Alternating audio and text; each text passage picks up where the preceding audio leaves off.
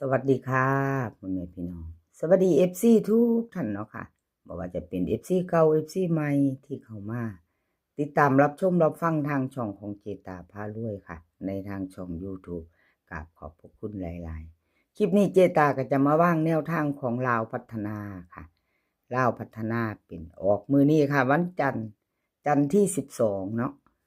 เห็นอยู่นี่ประวัติของเลขมีที่มาค่ะวันที่10ที่ผ่านมาค่ะFC เลขมีที่มาเป็นจังใดแน่นอค่ะมาน้ำเพิ่นบ่187 3ตัวบน11ล่างค่ะ11เพิ่นออกไปเข้ามาว่าจังใด FC ดีใจนำค่ะคันมีผู้ใดผู้ตามน้ำเพิ่นเนาะเจตาให้เบิ่ง2งวดค่ะ2งวดประวัติของเลขมีที่มาเนาะกราบขอบคุญขอบคุณเลขมีที่มาหลายๆค่ะที่ให้แนวทางมาบ้างทางช่องของเจตากราบขอบพระคุณเป็นอย่างสูงมื้อนี้วันใหม่ไปใหม่เนาะพี่น้องเนาะเป็นวันจันทร์ที่12 ทุ่มครึ่งลาวพัฒนาออกมาไปลุ้นกันต่อกับเลขมีที่มาเนาะค่ะไปพิจารณาใครจะตามมือแรงแคปหน้าจอไว้เนาะค่ะไปลุ้นกันต่อเลขมีที่มาลาวพัฒนาค่ะวิ่งรูดเพิ่นให้มา4กับ6ค่ะ2ตัว4หาง4042 6062ค่ะเบิ้ล4466 3ตัวค่ะ460 462 446วิ่งรูดเด่น6ค่ะวงกลมให้ตัวเดียวเด่น6รอง4เน้น2หาง60กับ62ค่ะ3ตัว2หาง460 462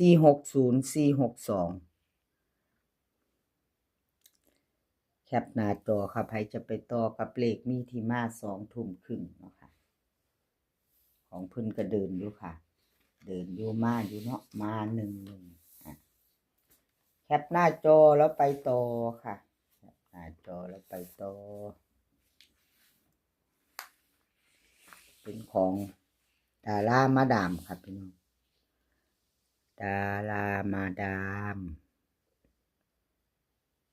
ดาราคนสวยรวยน้ำใจ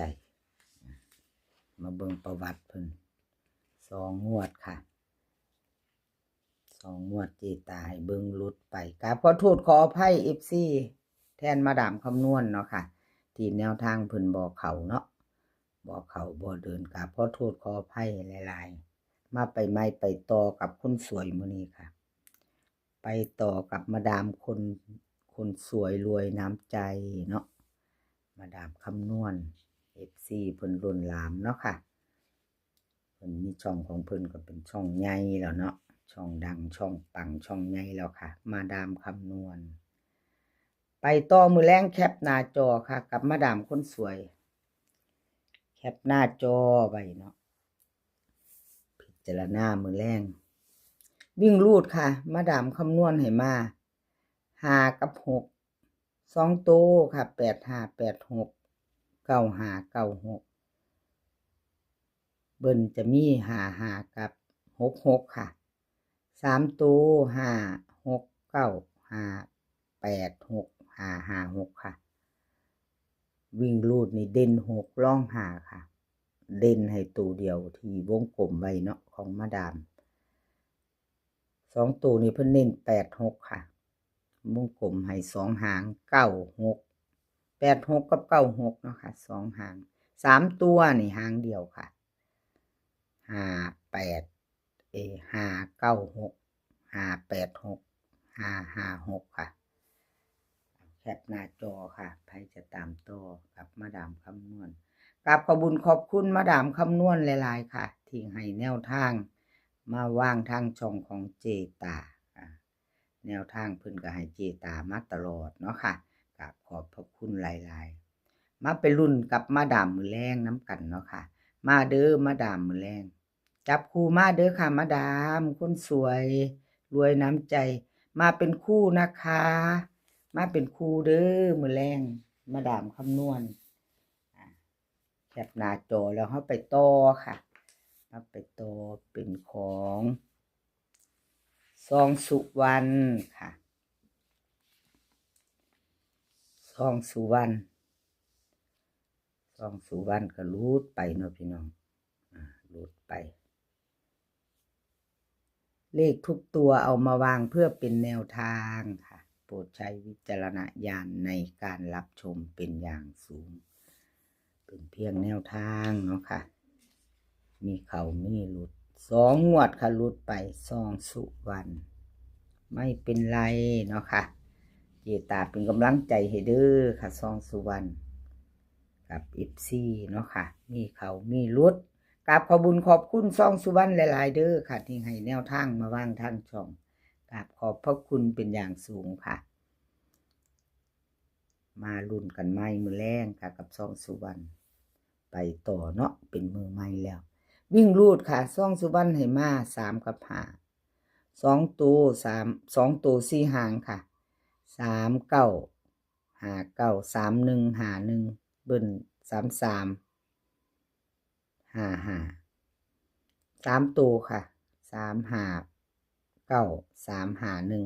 3 3 5วิ่งรูดนี่เด่น5ค่ะเด่น5ร่อง3 2 ตัวเน้น31 กับ51 2 ตัวเน้น31 51ค่ะ3 ตัวเน้นหางเดียว3 5 1แคปหน้าจอค่ะจะไปต่อกับ2 สุวรรณเนาะค่ะแคปหน้าจอไปรุ่นไม่ไปไม่2 ทุ่มครึ่งเนาะค่ะกราบขอบุญขอบคุณ2 สุวรรณค่ะที่ให้แนวทางมาว่างทางช่องกราบขอบพระคุณเป็นอย่างสูงค่ะ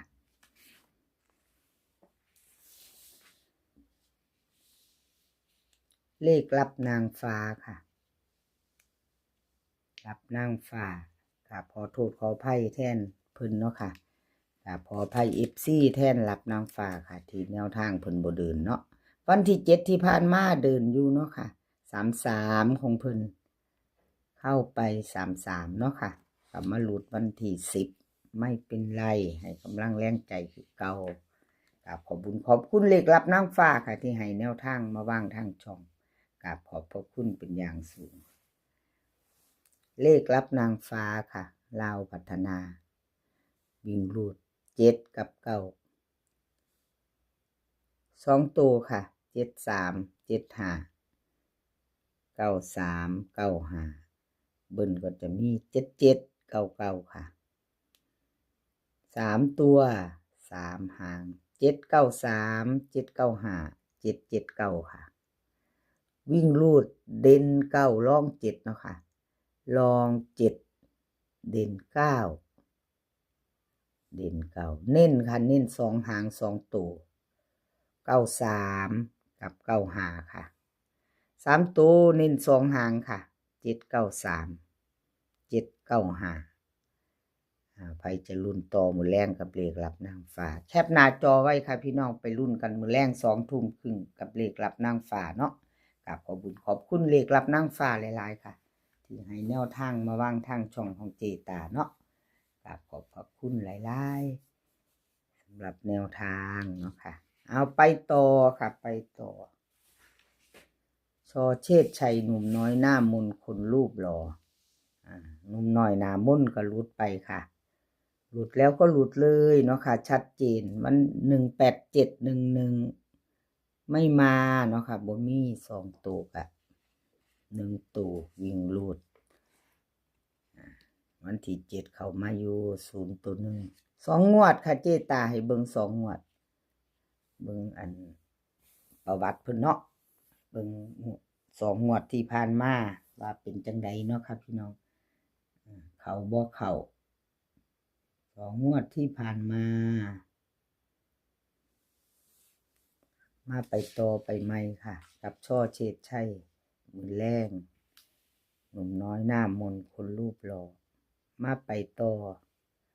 วันที่12เนาะค่ะลาวพัฒนาเพิ่นให้มาวิ่งหลุด8 กับ 6ค่ะ2 ตัว4 หาง8 9 6 9 80 60ค่ะเพิ่นจะมี88 66 3 ตัว3 หางค่ะ68 6 8 6 9 860 886วิ่งรูด8 กับ 6ค่ะ 2ตัวค่ะ8 9กับ69ค่ะเพิ่นเน้น2หาง2ตัวเน้นหางเดียวค่ะ3ตัว8 6 9เอากราบขอบคุญขอบคุณช่อเฉดชัยหลายๆค่ะที่ให้แนวทางมาวางทางช่องเนาะคลิปนี้ก็ขอให้พี่น้องโชคดีค่ะขอให้พี่น้องมีความสุขสุขภาพร่างกายแข็งแรงเดินทางไปไสก็ขอให้ปลอดภัยค่ะเดินทางไปขอให้มีโชคกลับมาขอให้มีชัยคลิปหน้าพ้อกันใหม่ค่ะคลิปนี้ก็สวัสดีค่ะ